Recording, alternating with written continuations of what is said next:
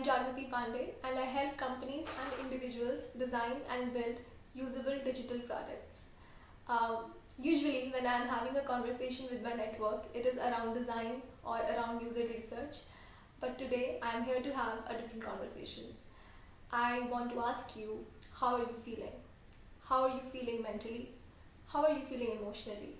Are you feeling happy? Are you feeling sad? Are you feeling optimistic?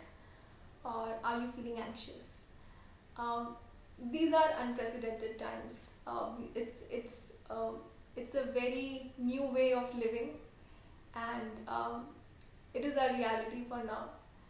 And as somebody who has suffered from anxiety and still does on some days, I understand that these situations can be a little hard for anybody, let alone somebody who suffers from anxiety or any sort of mental health issues. This can be tough. These are tough times, and I really want you to understand that it's very crucial to really take care of your mental health. As much as you're taking care of your physical health and your immunity, it's very important to also think about how you are going to protect your mind. What are the things that, how is it that you're feeding your mind? It's very important to have this conversation, these sort of conversations. And in my bid to contribute to the community, for the next few days I am going to interview some mental health experts who I will have conversations with uh, around topics related to mental health and how we can respond to these situations, and what can we do in these times when lot of things are happening. And I want to make clear that I am not a mental health expert, but it's not my forte. But I'm trying to reach out to people who can help, who have something to share which can be useful for all of us. So, our first guest today is Dr. Bhavana Nissima, and she is popularly known as the Light Weaver, and she is a mental space psychologist, NLP trainer, and master practitioner. She has been trained by some of the most well-known international trainers, and she has been in the mental health space for the past 10 years. She is the ambassador of Mental Space Psychology in India and has founded Mental Space Academy India. She runs the Lighthouse in Hyderabad, where she works one on one with clients to enable, rehabilitate, and regenerate their creative flows in arts, innovation, business, or their personal lives. She is one of the most prominent speakers at global NLP conferences. And I remember during our first meeting 2 years back, she literally read me like an open book and gave me so much perspective on life and learning. And when I planned on doing this series, she was the first person I reached out to, and she was gracious enough to accept this invitation. Thank you so much, Bhavna ji, for joining us today. So I welcome you. And just to start the conversation, I want to understand from you that why do you think at this time, um, like apart from of course the physical health, but why do you think talking about mental health and taking care of our mental health at this time is crucial? What do you think about that? Okay, so first and foremost, thank you, Jagriti, for beginning these conversations. And then I think this recording will go to your viewers. So thank you all, whoever is going to watch this interview. Because when you engage with what we are going to talk about and we're going to discuss, then you will come to your own insights.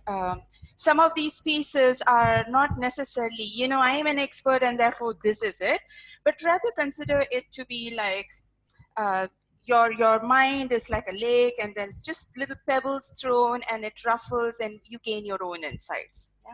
So let this discussion be for you, the viewer, something that emerges from within your own experience. And to that, I invite you all, and thank you, Jagriti, for creating this space for us to just come together and explore as a community what it can be. So the first and foremost, what I want to point out is when we talk about physical health, right? So when people are talking about coronavirus, novel coronavirus, there is immediately a mention of the underlying conditions, and then of course the fitness regimes and the fitness exercise routines and talk about it has increased, which is great. Now the point is, when you talk about it, we consider that mental health is another domain. Yeah. And seriously, I mean, mind is definitely a state of consciousness, it's an awareness, and we are working with it. But the brain, from which all these mental health stuff happens, and the nervous system, isn't that part of this human body? So when you are fit, when I say fit, not in terms of do I have my six-pack abs and my skin is all very toned. No, I'm not meaning that. I am saying in the sense your muscle is toned, your body, your blood, your heart rate is sensible enough, and your blood pressure is sensible enough, and your diet is not so much in the junk, but quite balanced in terms of the various nutrition. You're also almost automatically contributing to your brain health. Yes, because where will the brain get food from if you're not taking care of the rest of the part of your body? So let's get that straight. Now, besides that, is this very specific organ and the system called as nervous system, which has its own unique characteristics, which we sometimes forget to do exercise for, a little bit of mental exercise for. And the mental exercise is not in terms of what you're often, start thinking positive. It is all wonderful and terrific, and there is nothing to be afraid of. Doesn't work. So mental health exercises has to be thought about in a very different way. And when we begin to use our nervous system, which just like you do your muscles, you do the planks, you do your crunches, you do your sit-ups, and you do your, in position, standing, running, there are also multiple ways you kind of keep your various neuronal pathways all active. When more parts of your nervous system is active and robust and can move from this pathway to another pathway, there you are very adaptive. If you're very adaptive, your body is very adaptive, you are able to adapt to the situation very naturally. So that's what I would come to. So that split between mind body has been the problem across several decades now. And I would call for this time to bring it back together. They're all contributing to each other. Absolutely. So, let's say somebody who doesn't know that something like this happens, and there is like they're not two different entities; they are similar, and you have to take care of both of them together. So, what should be the starting point? Like, where should they get started in this journey? Yes. I don't start with brain gym exercises. I start with very grounded stuff. Are you moving? Because movement is helpful. What about your diet? Just because you're in a lockdown, have you stopped eating? Are you careful about what you're eating? Now, I'm not saying strict healthy food all the time. I'm not saying that. But are you conscious? How much protein are you getting versus easy sugars? Are you aware of it? Are you drinking enough water? Always starting with a very grounded, basic stuff, because that's what is going to help your human body to be grounded. Yeah. So after that, the one thing that really, really helps, in my opinion, according to how I understand the brain function, is every day to set up an intention. It is like small goal, micro goal setting. And when I say micro goal, I don't mean by this evening, I must have finished 2 video recordings, and I would have finished writing this and doing this. No, nothing so punishing and intimidating. A micro goal that has a minimum range and a maximum range. Yeah. So the minimum range is something that you promise, I'm going to do it no matter what. Yeah? So it can be, I create a list of little goals, and I say at least 2 of these goals I must do it today. Yeah? So I'm going to do these 2 goals, and then I would like to aspire for 5 goals, 5 little goals. And those 2 little goals can be as simple as Today, I will do all my dishes. Today, I will arrange all the books in my shelf. The point of setting these very minute goals is to train your brain to get a lot of positive feedback. Now that's what happens, right? When we are meeting friends or when we are with workplace, and we have these little moments we have achieved. We finish an email task or we talk to a person and they respond back, and there is this lovely feeling, right? So you have this positive feedback coming in. So what we are doing is to create a little bit of those positive feedbacks in our system through achievable but very tangible goals. Yes, and a little challenging goals. So your brain is like, once it gets this little high, I succeeded in cleaning my room and I set my books on shelf and I got this done. So let me do that one more thing and yay, I did it. You just want to learn how to be a great cheerleader and building up those little goal posts. So at the end of the day, you feel, done.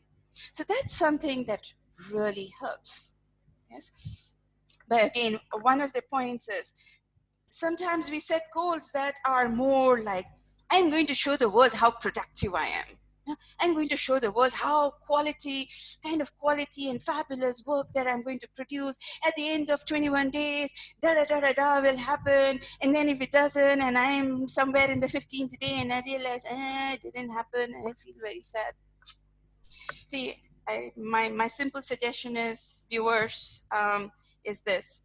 Please set up a system that helps you succeed. Create a structure for yourself that helps you succeed. Please avoid creating a structure that is going to ensure you fail. Yeah? Because you are the one who is doing it. You want to be successful, right? So this is your company. You get to do all that you want. So set up a structure that works for you, that helps you succeed in a way that is most benevolent to you. But keep moving, keep looking. आगे जाना है, यहाँ करना है, वो करना है, ये करना है. That's it. Move. Absolutely. And there's one thing that I realized when you were talking, that there are so many things in our physical environment when we are, let's say, in the office. There are so many micro feedback that we get, and they just Yes. in our psyche they act as positive feedback, and we keep going. And somehow I think this is what is missing right now, and we really have to replicate that thing into Yes. our new environment. For many people working from home, this is the first time many people are doing it.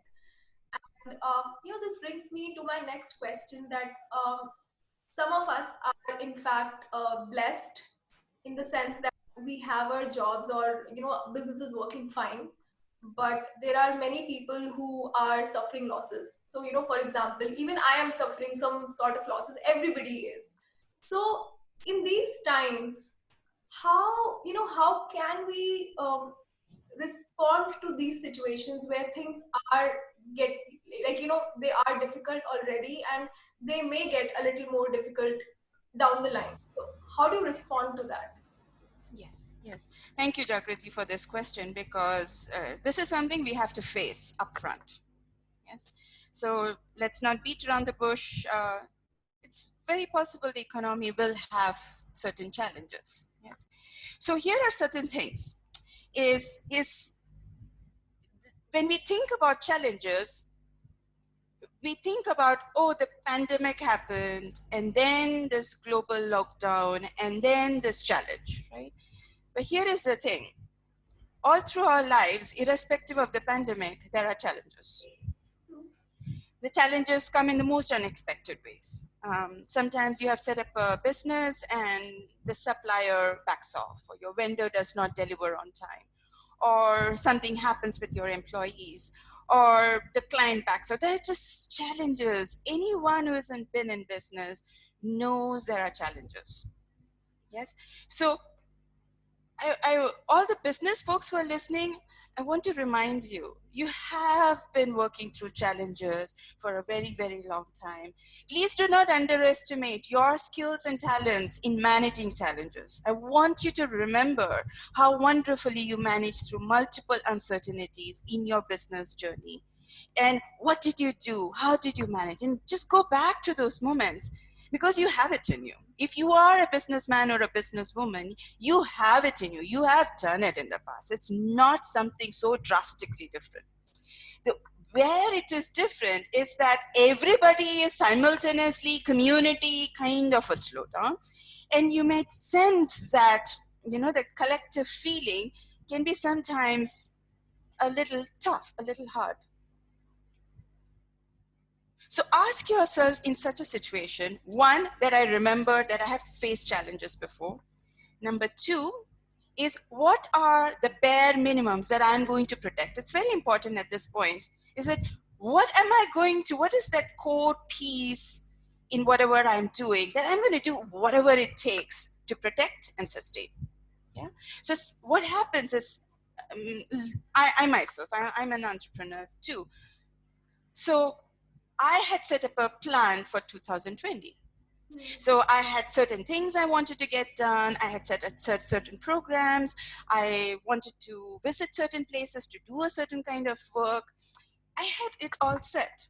Yes. So now when I think about it, I have to ask myself, of all the plans that I set, what is that core piece that I will do whatever it takes to sustain and go through this year? And my job at this point is, I'm going to stay afloat and I am going to swim through this period. Yes. So this is my core basic ground minimum that I'm going to protect. So when you have chunked down and okay, so this is my anchor piece, this I'm going to take care. So a lot of relief emotionally, because if you think in your brain you have all these this, that, your brain is overtaxed. Your entire neurology is overtaxed. You can't think very clearly. So you want to, what we say in NLP, chunk it down, bring it down to details and then sort it out.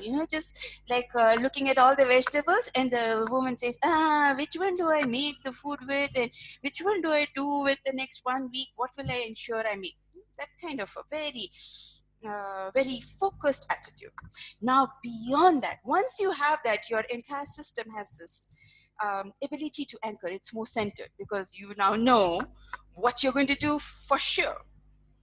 Now, after that, you now have an opening. What am I willing to be curious about and experiment and see, what will happen if I do this? What will happen if I do that? So just a small centering, grounding piece that you have already set your determination around. And then this space that's opening out to be curious, to say, what can I do? Because you see, once that grounding piece is there, your brain is now opened enough to be really creative and resourceful. A lot of people just say, everything is terrible, now be creative straight away. So just work with your neurology. You be nice to yourself, yes? So grounding piece, then opening up to creativity. And as you're creative and you're exploring in a very curious way, because you have already decided you're going to sail, so now you might be try surfing a little bit and maybe increasing the speed here a little bit. Maybe you will discover something that you never thought about. And because your core is managed, you can play with it a little bit. And who knows, at the end of 2020, you realize, damn, this was a fabulous year. I explored things that I would have never explored, and look where I have reached. So the point is, viewers, is that sometimes we don't know what is the magic at the end of it. And I'm not saying this is all fabulous and wonderful. I'm just saying sometimes we just have to be open that there may be magic at the end of it. And in December 2020, you look back at the year as the year that transformed you, possibly. And just to keep that window open for that little rainbow in the sky and that possibility of an experience of, what a fabulous year that was. Yeah. And remember this time forever and ever. Possible. Just keeping yourself open helps you. Yes. Wow, that's amazing. Did I respond? Yes. Yeah, I mean, that was amazing. So I have, like, with regards to this, I have two questions. So first would be Yes. that, is this the same advice that you would give to somebody who, may be laid off? who may be getting laid off, or who, who knows that I have to let go of my job now, and this, because I'm getting messages where many people, they're asked to go on unpaid leaves and they have family. Yes. Yes. Yes. For them, would this be the same piece of advice that you would give, or do you think there's No, I wouldn't give the same advice in the same sense, because an entrepreneur or a business person has already been doing certain, well, anybody who's in a business is, there is a lot of craziness already in you, a lot of innovativeness that comes with the territory. Yes. So you folks, business folks, a different category. People who have been in systems. Now, there are two things. This, working with the system, you just have to focus on your particular skill and the relationships in your department and the interlinkages that goes in. You have to study the existing structure and you figure out your place in that system. Yes. So you already know how to study structures, existing systems, and you already know what are they, how to study interlinkages and how to adapt yourself into those roles. Now, I welcome you, those who have been laid out. First and foremost, those who have been laid out, I'm so sorry. I am so very sorry that you're going through whatever you're going through. And when I give advice, I am not in any sense, I want to be sure that you realize, I don't think this is just a simple, easy kind of a switch. It is tough. And I wish you a lot of strength and a lot of energy. So take my words as a way to kind of help you explore about this issue differently. And so take it as what strengths you already have by working with the system. So when you work with the system, you are very good at studying structures, you're very good at deciphering linkages, and you're very good at a certain set of skills. You have a lot of expertise in it because you didn't have to worry about, where is the market capital coming. So you have those expertise. So ask yourself in the larger system, because you can use that same insight of studying the system over here. What is the new role? So here the system is not a company. Consider the system to be your society. When I say society, I'm not saying an abstract society, but your immediate ecosystem. So wherever city or region or field, your immediate ecosystem. And ask yourself, knowing that ecosystem, what is something that the gap has not been met with, that something is happening, and you have that ability, that skill to fit in. And this is a wonderful time for you, because you already have that skill, to think of, can you start a temporary business or a temporary project, a contractual project, using that because you have identified these gaps, and can you step in to do that? Now, here is the thing, folks. Those who have been laid out, there is no easy way around it. It's sometimes really hard. You just have to, give up that I'm used to getting this amount of salary package every month kind of stuff, and just say, I'm going to fight it out. I'm just going to go through this, and I am going to ensure all my bills are paid every month. And for that, I'm going to do contractual jobs. I'm going to think of multiple ways I can use my existing skills to generate income. So this is a time for you to give up certain things, but at the same time, when you give it up, not give it up as a loss, give it up as an opportunity for you to reconnect with your fundamentals.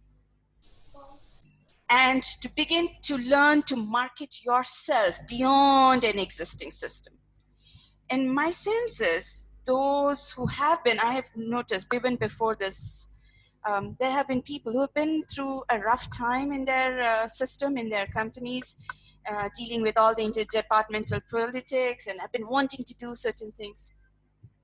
This is also an opportunity for you to step out as yourself. It's a chance for you to discover the whole of you, not just as a particular designation or a role, but to discover all that you are. So this is a call for that. At the same time, when I say this, this is not something everyone wants. Some of you may be ready, have been thinking about it. Some of you don't. And that's okay.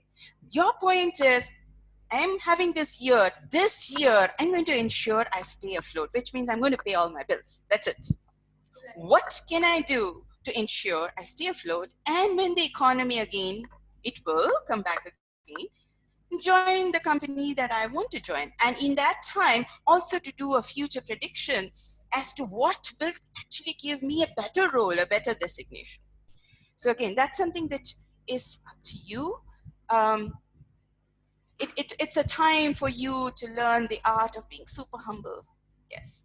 But remember, the most wonderful thing is to just stay afloat, go through. Just go through it. It's okay. And connect with others, because you're not alone in this. You're not alone in it at all. Everyone is going through their own challenges. Absolutely. Wow, I really love this answer. And honestly, there are so many of, so many nuggets that I know that I have to. So, sometimes it comes down to this thing that you have to give yourself permission, and, you have to tell yourself to take it easy. Like, it's hard, it's fine, it's okay. No, even It's okay. acknowledging it is enough. Yes. What Yes. I Yes. really loved in what you answered, and one thing that I haven't, like, I noticed was that you talked about curiosity, right? So have this curiosity. So from the, like, from, because you are an NLP expert, you understand brain and how the mechanics of it.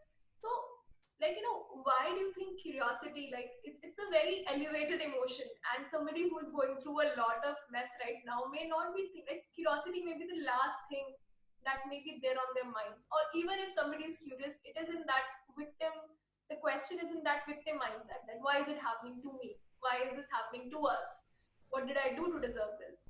So Yes. I want to understand from you more. I mean, if you can elaborate from the perspective of, how brain works, in the sense that how does curiosity helps in Yes. changing your, dialogue, and how you can actually ask better questions, maybe, to get Yes. better Yes. answers. Yes. Yes.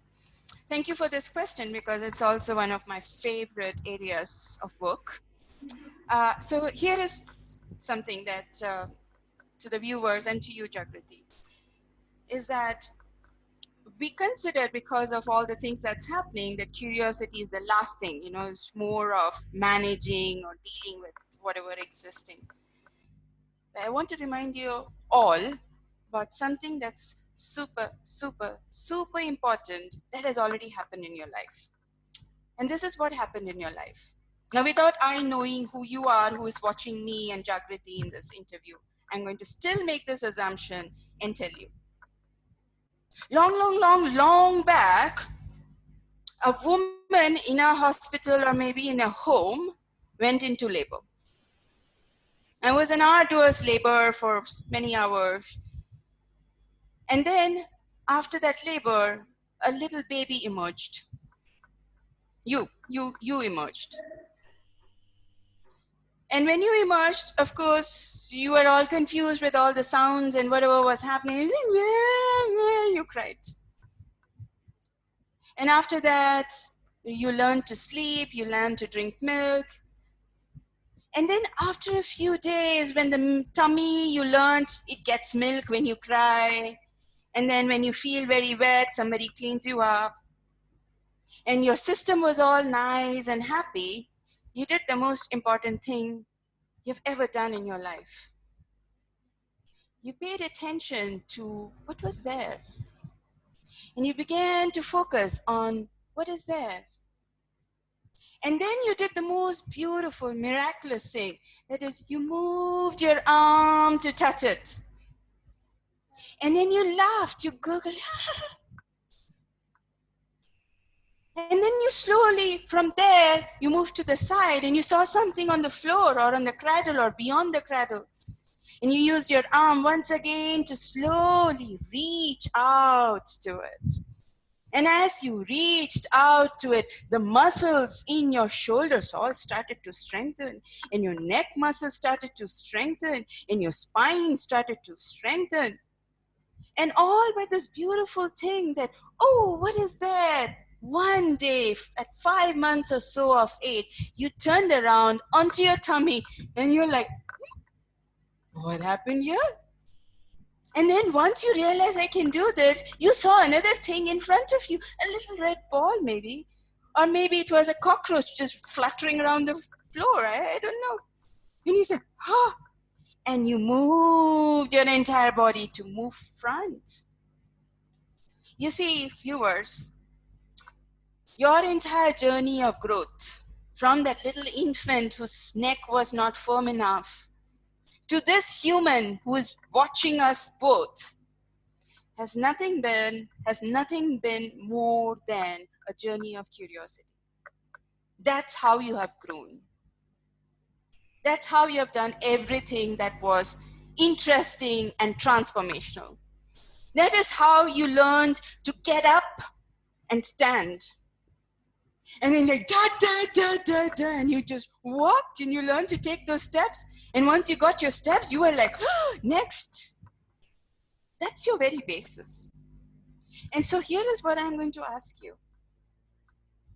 You, that little infant who came out from that womb, that absolute unknown thing to this really crazy world, and you dealt with it so fabulously. And you can stand, I am so sure you can stand and you can sit and you can eat and feed yourself and look around and change channels and look at your smartphone and look at us. You can do all of that and make sense of all the stuff I'm doing. You are innately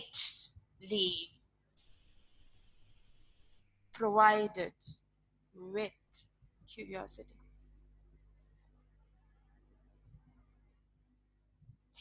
And this pandemic is another womb state.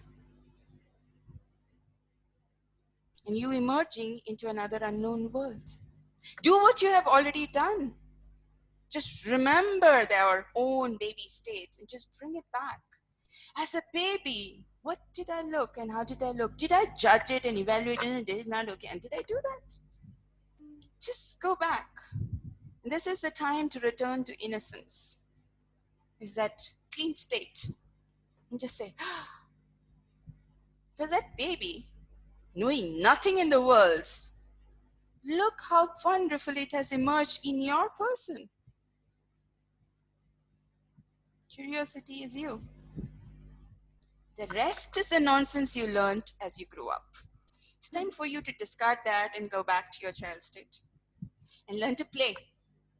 The more you have fun with things you do and play with it, with that thing, what is this and what is going on, the chances of you figuring out something more delightful is going to increase. And here is the thing. When the child discovers and it's so delighted, the kind of growth that happens. So there. So I am actually, yeah, so it's like being reminded of the greatness that is innate to you. So thank you so much for that. Like, it means a lot. This was such a um, beautiful answer and a reminder to what, we keep forgetting. So, Yes. you talked about the nonsense that we learn as we grow. So that brings me to the nonsense that is going on in the social media constantly. Corona is like, that's bad enough in itself. That's something that's happening. It's a situation, but instead of you viewing it as an objective thing that's happening, there are some people are like making memes, but there are people who are abusing each other. There are agendas that are coming in. Even one thing that's, if somebody's trying to make a difference, that person is being pulled down. So it's like, all the negativity and the positivity of the humanity is like it's staring right into your face, and you just have to log into your Facebook, or just have to look at your WhatsApp stories. And with this nonsense, with this bombardment, do you think, like, how should you deal with this? Because there are some people who understand that, yeah, not everything that's coming in the phone is not right, and I can safely not pay heed to it. Some of us have learned it, but there are a lot of people for whom it's the word of the god. And so how do you, how do you deal with this? How do you ensure that, Yes. despite this, your sanity still stays with you? How do you do that? Yes. So before you open your social media, no matter what it is, make an intention. What do I want to achieve today? You may decide, I want to connect with my friends. I want to connect with my workplace colleagues. I want to connect with my clients. I want to see something beautiful today. I want to hear something beautiful today. Hear something wonderful today. I'm just going to want to have fun. I want to laugh today. See, once you have set an intention, you have already filtered the media in your mind before you open the actual instrument. And when you do that, a lot of the nonsense gets filtered away very naturally. Now, after that, in your, maybe some of you are in the family WhatsApp groups, or school friends WhatsApp group, and there's all kinds of stuff that's happening. It's the serenity prayer. I accept what I can change, and I accept what I cannot change. There are some things in our control, there are some things not in our control. Putting a lot of energy on what you cannot control, making other people think differently, and I'm going to educate you, doesn't work. If you really want to educate a certain group of people, make that a goal, make that an intention, and create a plan for it. See, create a plan. This is what I'm going to do, and I'm going to create a strategy, and I'm going to implement it in the WhatsApp groups, in Facebook, on LinkedIn, wherever it is. The point is, we go in without thinking much, so we are not prepared. We go in, we get lost in the, what happened? And then our mind doesn't think, and then our value system is all, there is a conflict with our value system. How could they do that? And then we are feeling lousy, and we come out of it and we feel helpless. The point is, this is going to happen. You know it, I know it. So make a decision. Now, if you have decided you want to abuse somebody else, that's okay. Frankly, that's okay, as long as you made the intention to do that. If you decided you're going to be silent, I'm okay with that too, because you made the intention to do that. The point is this: the way you can manage this nonsense is by building choice inside yourself. When you have the choice to respond how you have chosen to respond, before it happens, you're already set. It is like, this pandemic could have been managed better if our healthcare system was robust, which means we prepared as if there was an epidemic that was going to happen. And we had all our epidemiologists and researchers all ready, and our medical facility all trained, and extra medics. If we had done that, we would have managed it better. Simply in the same way, consider going into certain WhatsApp groups as a pandemic. With that, you have learned your lessons from SARS and from this novel coronavirus, and therefore, you're now going to be robust mental health system all prepared, and your medical cops all ready, and you decide what you want to do. So then the pandemic will not get you. You're already ready. And like Taiwan, you'll just float through and get out. Wow. So I really, yeah, I mean, it's sometimes it is a war zone. Like, it really is. Like, there are two things that are happening. So, there are real fighters who are fighting on the ground, doctors doing their job, sacrificing their lives, putting their lives on the lines. And then there are people yes, who are, of course, we are fighting another war on social media. But yes, yes, we can be better prepared. We can yes, better prepared. Yes, absolutely. yes, So, many people have so I'll tell you in my scenario. So, my brother doesn't live here, and he lives abroad, and he is in that state of the US where situation thankfully is becoming better. But still, the numbers come in, and there are a lot of relatives who call, like, they're very panicky. So, because they're seeing the news, and then you are reaching out to your relatives, like for example my parents, and my parents till this time are not panicked, but then somebody calls and then they get panicked, then they call my brother, then he gets panicked, then he asks me that, Jagriti, is everything at home okay? Our parents are mom, dad worried? And I tell him it's fine. So what I'm trying to say is that there is, like, I understand that many a times our intention is really good while we are reaching out to people, but a lot of times we are reaching out with a lot of panic, which then we start Yes. projecting onto others. So, Yes. how do you think we should have, these dialogues where we are reaching out, but we are reaching out very Yes. compassionately, without Yes. educating anybody and still being there? How do Yes. we have these conversations? Yes. So there are two parts of it. One part being you communicating your anxiety and worry, and then the other part is you being a listener to somebody um, who's sharing their anxiety. Yes.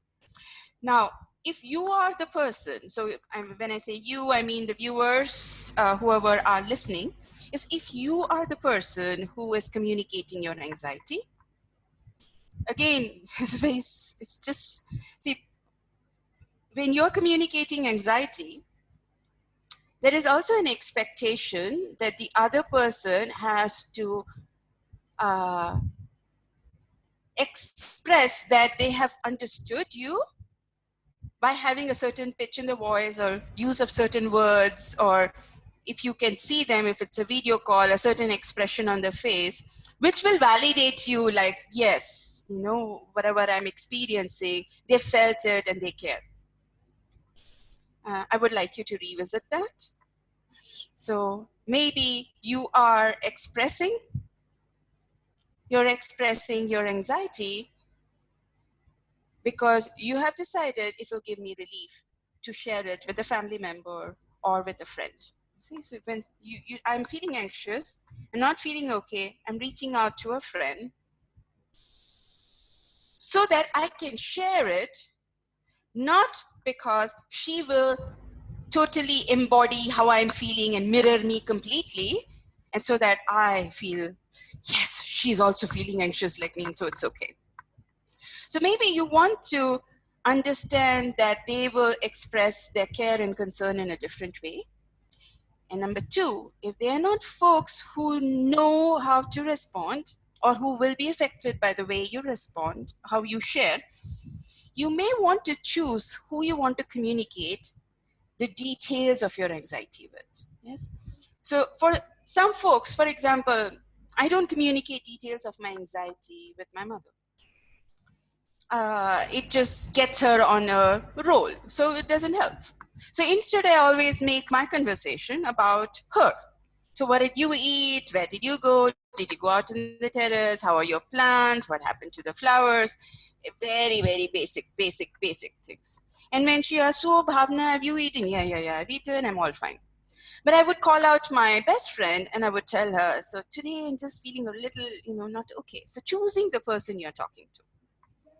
The third piece is you have no one and you have to tell a particular family member about a certain concern, is understand that when you're speaking, if the way you're speaking, you can be anxious and you can say, Jagriti, I have something to tell you. I just not been feeling well for the last 3 days and I'm a little worried about it. I can say this. So when I said this, my pitch was very even, slow, and I used the word little worried. At the same time, I did share my concern. Or I can say, Jagriti, you know what happened? I just don't know. Something is going wrong, man. In the last 3 days, I've been I don't know. Should I call? Do you think I should call the doctor? So it's a different way of communicating, right? So this is a small thing, it's a small way, a little switch in your tonality, a little switch in your choice of words to just open it out for the other person, knowing that the other person who is listening to you also has their own challenges. As a listener, irrespective of who speaks in whatever way, please know it is not about you. If you're a listener, if you're a viewer who is listening to Jagriti and me speaking, no matter who communicates with you in whatever tone and using whatever words, please know it is not about you. And they are not their expectations may be that you respond in that high pitch, high anxious state, but you're not required to. you're playing into that dysfunctionality. When you think they will be happy when I am anxious, that's a false trap you're getting into. So step out of that drama and just listen. Listen. Okay, so you're anxious, and this is what is happening. So what would you like me to help with? Always get to the details, right? The tangible details. So if somebody is anxious, so how can I help you? Do you like me to call a doctor? Would you like me to call this family member? Would you like me to message? Would you like me to do a Google search? What would you very materially like me to do? And the other thing that I have found very, very useful is when I'm communicating with folks who tend to be on the stress level, I talk about things like this. So I'll talk to my mother. So mom, is your jasmine plant flowering? Are there new buds coming? And my other friend, I say, what about the mulberries? When are you going to go and see those mulberries? Please eat. And when you eat, you must take a photograph of you with all purple tongue. You see what I did? When I did this, I moved them to something very sweet and small. And I moved them into a future that's sweet and which they have pleasant feelings and pleasant associations with. So that at this moment, they are feeling like very nice. My mother, I often talk about vegetables and fruits because those are her favorite stuff. So some people have pets. Oh, I'm so sorry you're going through this. By the way, how is Bosco? Bosco, where is he now? Is he woofing? Is he sitting in a corner? I miss his puppy eyes. It's not that you necessarily need to miss his puppy eyes, but you can always bring the attention of your listener to something that's pleasant. Hey, remember the last time we went on this college trip and how much fun it was? So many years back, right? 20 years back? So you're just bringing the attention of the brain to something that's pleasant, that brings in those nice feelings. So you're able to disrupt the anxiety pattern that helps them refocus. Like, okay, nice. A lot of people, youngsters, I often talk about, so Jagriti, when was the last time you had pani puri? So the moment lockdown is over, the first thing I'm going to do is to have pani puri. And so when I talk about it, viewers, some of you are already watering. I know it. Yeah, you are. Yes, and a lot of the viewers. Yes. That's actually the first one on my list, by the way. Me too. Yes. Yes. And viewers, I wish you a lot of pani puri, golgappas, puchkas, wherever you are, so that it's just fabulous and tasty. So you can suffer through all that, and then at the end of it, you have your golgappas, pani puris, and puchkas. Wow. So that's it. Move, change their attention, disrupt their attention, take them somewhere else. Yes. What one thing that is like something that maybe that's how the subconscious work. I don't know if that's the right way to say it, but we fall. So we get into we conform to what others feel just to make them feel heard. And Yes. if I look back, I have been guilty of doing that myself. Even though I don't feel good when somebody Yes. so I'm like I've been guilty of it myself. Yes. And that's like, I mean, we think that if we mirror their emotion, they will like us more and then they would feel that we were there for them. But there could be a really nice way to be there for them, but in a way which is, of course, more positive and which will make them look forward to a future which is not gloomy, which is, brighter, better. So that's like amazing, amazing tip. So, this time, for the very first time, I think, like in the summer vacations also, when kids were home, they used to go out, they used to play, and there was like kids were so energetic and they had their friends, they used to look forward to it. For the very first time, I think, since the kids go to school, this is the very first time that kids are locked down and they're not going out, they're not playing, they're not doing anything. And what do you think at this time parents can teach their kids? Like, how do you see that? Uh, is there an opportunity in it, or can there be something that can be done? Is there any skill that parents can teach their kids at this moment? Yes. So first and foremost is, I think in this time, it's not parents teaching the kids, it's parents learning from the kids. Because the kids' ability to cope with stuff and creatively figure out ways to still continue their play and still continue all their naughtiness is just fabulous. What they discover, the way they discover, they're naturally resilient creatures. So I would invite all the parents who are your viewers to pay special attention to your children and sit down as students in the room and just watch them. What are they doing? Okay. And so this is not allowed and you're not allowed to go out to play. What did you do? Huh. And I think parents will creatively grow as they watch their children work through this space in a way that is it's just fabulous. Next, it is great for children, and this can be a controversial opinion. It's my opinion. This is Bhavana's opinion. Is that when children go to the school or whatever setup they are going to, that's very structured. It's already planned and structured and very directive learning. Now, I think children learn very well in non-directive setups. They learn with simple skills of negotiation. I have to be with parents all day long and with my siblings and everybody in this position for months together or for weeks together. And that's a huge learning moment where you're learning so many skills. Now, these are skills of interpersonal skills. These are skills of organizing. These are skills of planning. These are skills of generating new ways of doing things automatically. These are skills that you will learn if the parents are willing to trust their kids. And please trust your kids. That's something a homeschooling mom had taught me. Please trust your kids. If you trust your kids, you can start delegating a lot of your house chores with them. Not because you're delegating house chores, because everything that you do in the house is actually a learning experience.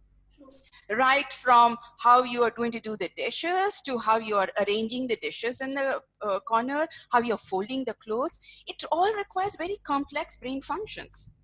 So sitting and reading your books and answering an exam paper is considered as education. That's not brain education. Brain education is interacting and negotiating and figuring out what to do and then how to do this more effectively and how to do it faster because I have to go out to play. And how do I get things done? So it's just a fabulous call for children to learn life dynamically and let them figure out what is the learning that they require. So in that sense, I consider it to be a great, great time for the children. And I have a feeling that children are going to be way more intelligent after this period. That's, again, I tend to be very optimistic too, but that's my feeling. Yes. As long as you don't tell your children, don't do that video games. Don't do it. Because the more you say that, the more you will sit with it. Just trust them. Trust them. Back off. Give them chores. Share your responsibility and learn from them. That's it. Wow. Learn from them. Wow, that's amazing. Learn from them. Learn from the younger ones. Teenagers, treat them as adults. Oh, all right. That's interesting. So, teenagers, please respect them. Yes. Yeah. They're cool folks. They're super intelligent folks. Super intelligent. I love working with teens. I feel like alive when I'm with them. And I'm thinking one day I should do a session just for teens because it's just this fabulous group of humans. Absolutely. Yes. And, So again, I'm biased. yeah, I mean, and also like, that is like, I think many people say that it's up to 7 years that kids inculcate a lot of things. But, but in my experience, what I have seen is that the teenage for me personally defined a lot of my experiences in life, and it defined me a lot in the kind of person that I became. And it's true for many people that I've met. Yes. So absolutely right there. So, a lot of people at this time, I think we touched upon this earlier as well, but a lot of people this time, for the very first time, they're working from home, right? So I want to know from you that, do you think environment can play a role in how, they can Yes. productivity? Because I've seen like there are people who are saying that we should have a certain corner or you could light a scented candle. I just want to understand from you, like from the brain perspective or from, the NLP perspective, how do you think we can make our environment conducive for productivity? What can we do? Yes. So what folks have said about setting a corner, yes, I totally agree. See, spatially anchoring different chores. So this is an area where you will eat. This is an area where you will work. This is an area. So when I say area, it doesn't necessarily have to be an exclusive room, because not everybody has that privilege of having an exclusive room. So even if it is a table, one corner of the table I will use for work, but I will not eat in that area. So it's in my mind, I have given it the shape of an office cubicle. And so if it's an office cubicle, you will only keep office related or work related stuff there. You will organize it and keep it in a way. The rest of the places, ensure that there is a different place to eat and connect with your family.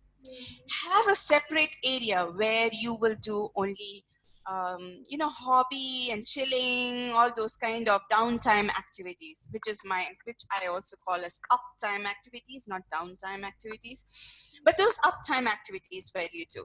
Now, I often see in the uptime activity zones, people bring the work and sit. So they are working on their computer and then watching the YouTube on the side and then doing, and then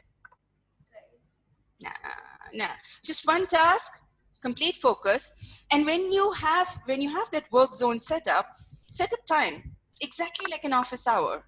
Set up times you will work. And when you have set up that time, dress to it. Be sure you take a shower before that, finish your breakfast before that, change your attire, do your hair, whatever you need to do, and then step into it. So in your mind, you're slowly learning, you're training your brain. I'm in the work mode. I have to do, I'm finishing it. Now I'm out. And this is my music time and whatever else, Facebook time, whatever else it is. Yes. So this kind of partitioning really helps. The second is, please stay in touch with your work field colleagues and network with them, create community. This is a wonderful time to create stronger bonds, community, discuss, get to know, because they may be having resources about how to work through a certain challenge, or maybe there are new opportunities that's coming through which you can, wow, I didn't know that, and then you just get into that and start working. But have those little boundaries, time boundaries, dress boundaries, space boundaries, to ensure that your life is still feeling very organized. And this other piece is building rituals into the day.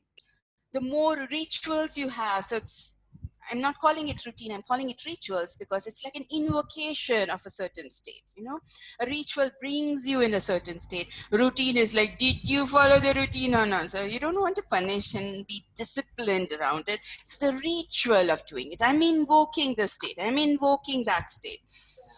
That helps you have a better orientation around time, keeps you more grounded and sure where you're going, what you're doing. I've generally found it creates a deeper sense of well-being, at least in my experience of working through certain things. Yes, a ritual across the day helps you. Amazing. So, there are many, people in our, so I'll tell you what I'm seeing a lot in my WhatsApp stories, a lot on Facebook. So I see a lot of people who are, at this time, there I can sense, because I've been there, I can clearly see that they are suffering, they are anxious, and these are the people I really care about. And I'm sure there are, like, within our own network, there can be many people that we deeply care about, and we don't know how to reach out to them, or there might be somebody who may be silently suffering, and we don't even know. And it's such a shame that sometimes just having a little chat, just having a little talk with all these, all these, especially after all these tips that you've told us, can really, like, make somebody's day and can really shift their mindset. So how do you first, you can identify these people that they might be going through hard time, and then how do you reach out to them in a way that is compassionate and like, of course, respecting if they want to open up or not, but Yes, yes. still being there for them, like, it's okay, when the time is right, they can come back to you. So how do you show solidarity with them? Yes. So one of the ways is just to announce in groups or wherever that you're open for a chat if they want to. Yes. So they have to know who are the lighthouses around. Yes. So when you announce, yay, I'm here and you can chat, then you have announced.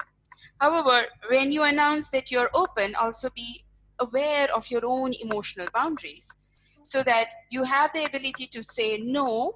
I've seen too many folks who listen and then are get caught into the content and then they suffer quite a bit themselves. So it's very important you have those healthy boundaries on what you're going to listen, how much, and when you're going to chat, and when you're going to say, hey, perhaps you want to look at these resources. Now, here is something that I would tell right now. I'm sure there might be viewers who have anxiety. So this very important thing, and that is this, viewers, those who have anxiety, it basically shows you care for your future. And I'm so thankful to you that you care for your future. Because so many of us just don't give a darn. We're just so busy playing in the moment, we haven't bothered to look into the future. If we had, a lot of our healthcare settings would have been way more robust. A lot of the planning would have been super robust. World over, not just India, across the world, we would all have been way more prepared if there were more folks like you. So one, I want to honor this wonderful trait that you have inside you. Thank you. Thank you for that.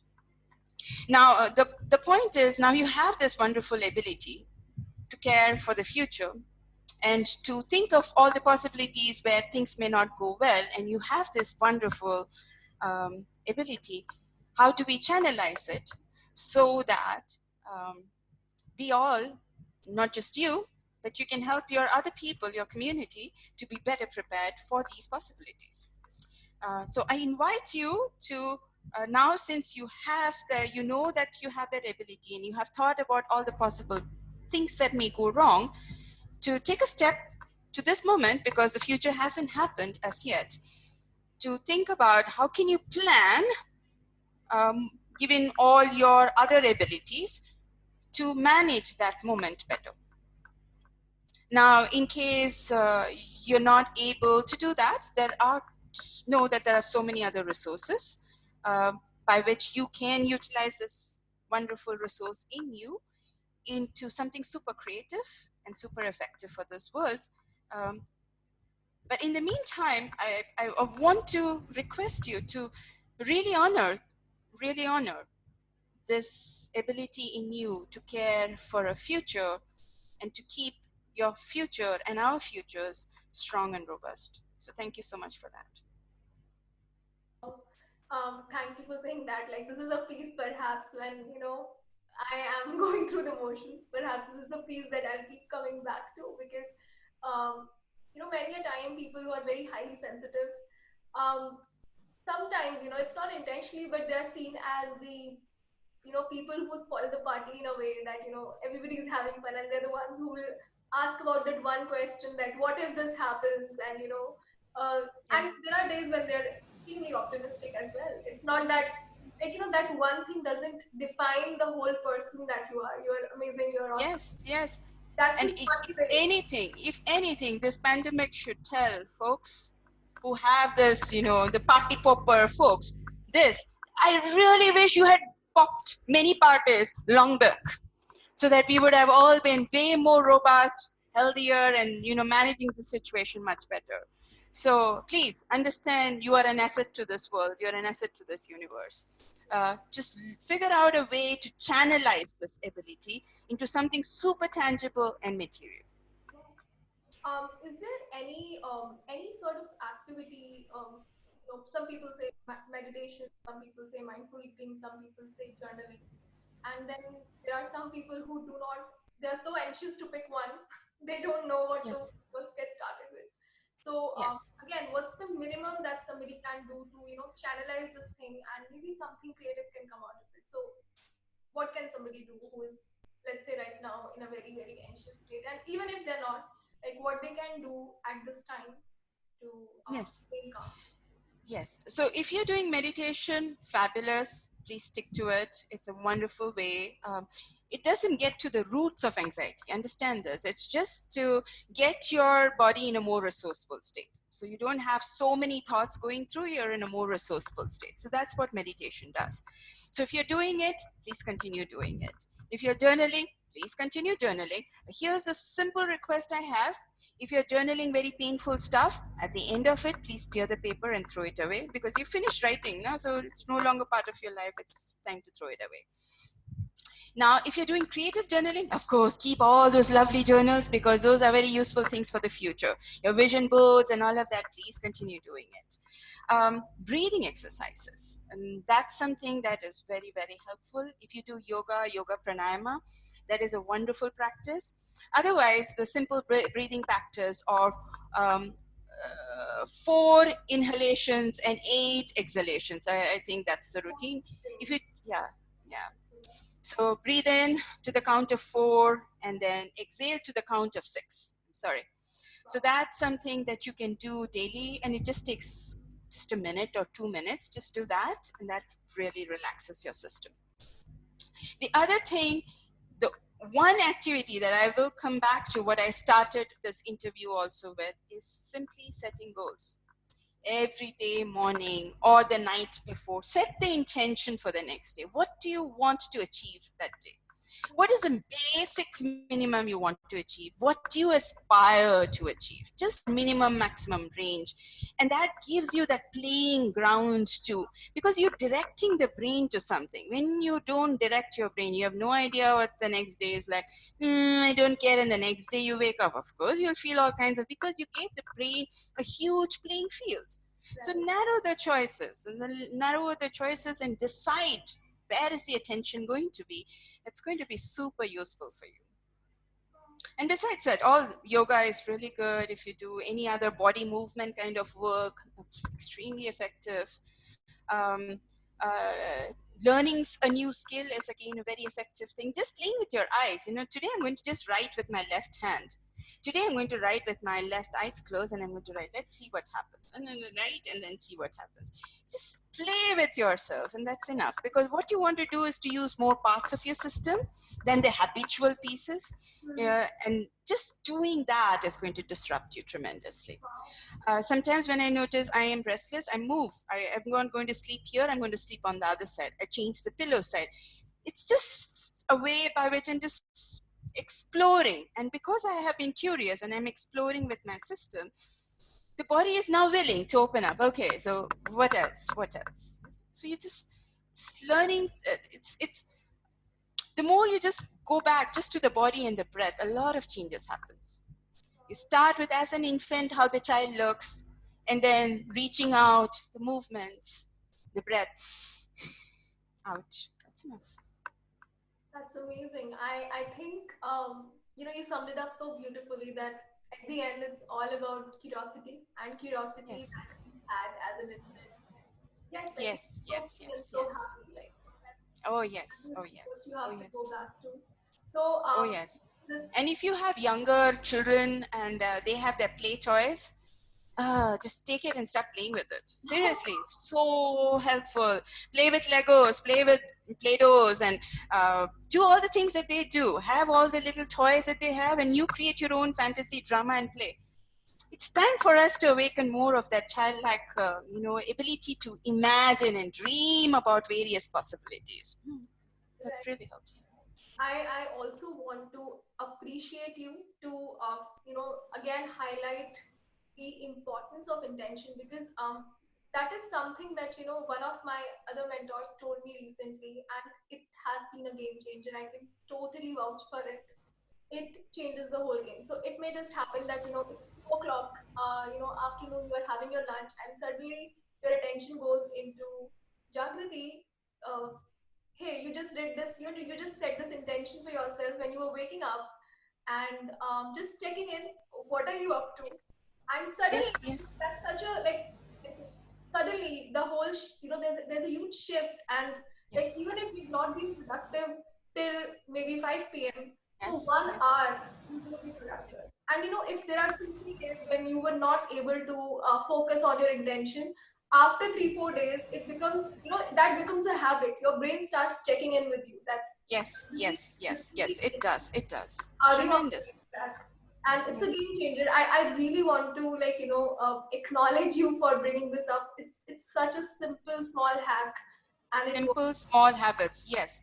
It's very powerful.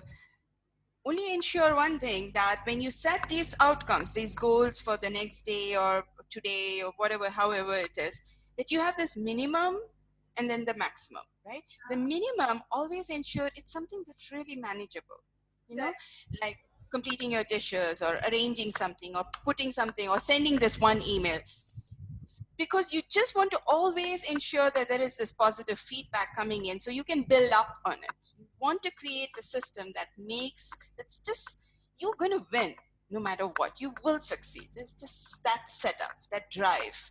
So that's very important. Wow. So this would be actually my second last question. Uh, so Yes. um, where can our audience find you in case they want to reach out, or if you're available for any other workshops that you're doing, so where they can reach out to you? Yes. So I'm an NLP trainer and I work at the intersection of creativity and NLP. I'm also a mental space psychologist. You can find me at thelightweavernlp.com. I do NLP programs online. I also do NLP MSP coaching online on Zoom and Skype. Not WhatsApp, but Zoom and Skype, where I can see you all. I have to see you. I love to see people. And once the pandemic is over, of course, you know, face-to-face training, in-person trainings are also I do. You can find me on LinkedIn as Bhavana Nissima, and you can connect with me there and send a request if you require. So there, and there. Amazing. Yes. So You can call me the Light Weaver. If you do a Google search on Light Weaver, you're more likely to land on my profile, or like I like to believe you will. they will Yeah. definitely. That's how I like to Thank you. find you. So this would be my last question to you. What is it like, if you have to give a message to the viewers, what would you like to say to them? A message to the viewers. Yes, this is the one message that I would like to give to you folks. And wait for it. Wait for it. It's just very, very interesting, very important message. And it is this. Time for you to become the baby again. Wow. Time for you to become the baby again. New world, new growth. I wish you wonderful transformations. I wish you wonderful journey of growing up in a new way and discovering the use of your body and your lovely brain and your nervous system in a fascinating way. And all that you do, I think all of us will delight in it. Thank you for having shown up in this world. Thank you for your presence at this very moment that you're listening to me in Jagriti. I'm honored because I don't exist without you. And so thank you for your presence in this universe. Thank And you. Jagriti, thank you. Thank you so much. Thank you for being you and for creating this space. Thank you so much. I really, really appreciate how you came forward, agreed to do this on such a short notice, and uh, I know for a fact that every minute that we spoke, and I mean you spoke, was so useful. I really loved the fact that we can always go back to the basics. The power of just the small things can really, really transform us. And we don't have to do bigger things, but we just have to do smaller things in a better way. Thank you so much for giving me this opportunity, and thank you for your time. Thank you so much. I really Most welcome, Jagriti. Most welcome, and thank you, everyone. Thank you so much for listening to us and staying with us till the end. And I want to congratulate you for taking this step and taking this step for your own mental health. And if you think this can be useful for somebody, please share it with your family and friends. I also want to make a request to all of you.